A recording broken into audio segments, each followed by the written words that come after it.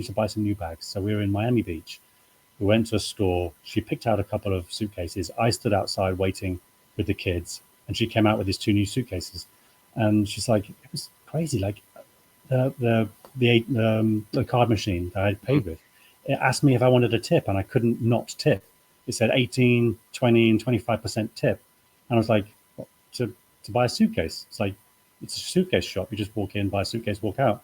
But they'd had it set up so you had to tip them. And obviously, I know there's a no tip button at the bottom, but she didn't see it. So she tipped them 18% to buy a suitcase. I mean, that's not service industry. You're not getting good service. You're just buying something in a shop. So tipping culture has gone crazy, and we don't do that here. But wages are low, and unfortunately, because Ibiza is a very expensive island to live on, it's creating that disparity. But elsewhere in Spain, you can work in a bar and you can afford to buy where you live, and it's you have a good standard of living. Is that just because it's cheaper in those other areas? Absolutely. I buy a lot of properties in the mainland, and that's where I rent. The return on investment is much better than here in Ibiza. So you can buy a 3-bedroom apartment for 50,000-60,000 euros, and you can rent that out for 600 a month. So you can make good money on rentals there. So with all your businesses you're talking about, would you say the real estate stuff is best? It has the potential to be best because when you sell something and it sells big, there's a really good commission in it, but it's unreliable because you might make, when you're talking these huge properties, you might only sell a couple of those a year, but that's enough to do you for the year. But it might be that you go 6 or 9 months without making anything, and you've still got all your overheads and all your staffing costs and everything. I was talking more about your rentals.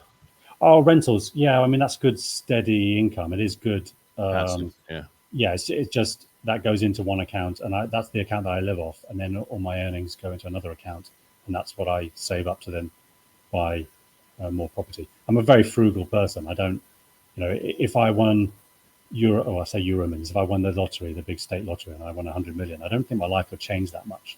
I'd probably just go and spend it more in things I've always wanted to do. Like I'd like to build a block of apartments to then sell. I like to challenge myself and test myself with business. But I wouldn't be buying, a Ferrari and some super villa with an indoor swimming pool and things like that. I think I'd get a bit bored of that. So it's always about business. Well, you don't want to win that because 80% of the people who win that go bankrupt anyway. Yeah, I mean, that's, I think, would be the challenge. I watched those videos about people doing that. And what the decisions they make are just crazy. Yeah, well, most of them who do go bankrupt, they didn't win that much, but they live like they won that much. Yeah.